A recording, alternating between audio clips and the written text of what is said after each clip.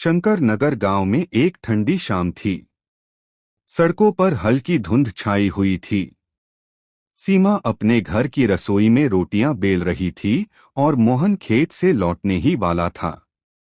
हर रोज इनका यही हाल था। शाम को खेत से देर से घर लौटते और आते ही कहते, बहुत भूख लगी है, क्या बना है? जल्दी से खाना दे दो।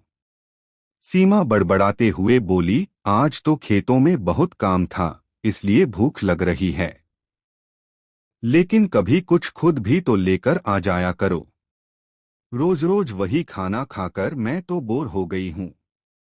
कभी बाहर खाने भी नहीं ले जाते। तभी बाहर से मोहन की आवाज आई, सीमा, जरा जल्दी से बाहर आओ। इस बार मैं तुम्हारे लिए एक सरप्राइज लेकर आया हूं।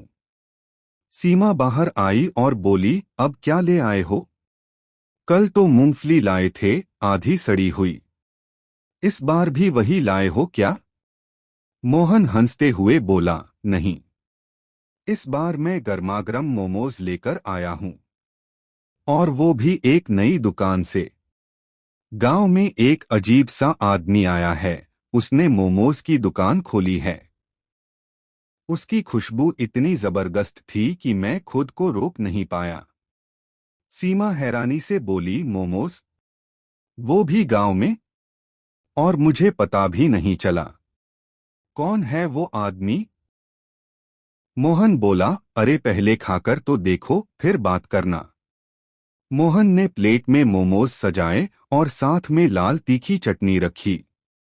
जैसे ही दोनों ने पहला कौर लिया, उनकी आंखें चमक उठीं। अरे वाह, ये तो बहुत स्वादिष्ट है, सीमा बोली, ऐसे मोमोज मैंने कभी नहीं खाए। मोहन मुस्कुराया, मैंने कहा था ना, उस आदमी के हाथ में जादू है। दोनों ने पेट भरकर मोमोज खाए और सो गए। लेकिन आधी रात को सीमा की नींद अचानक खुल गई। उसे रसोई से किसी के चलने की आवाज सुनाई दी। वो घबराते हुए उठी और देखा, रसोई की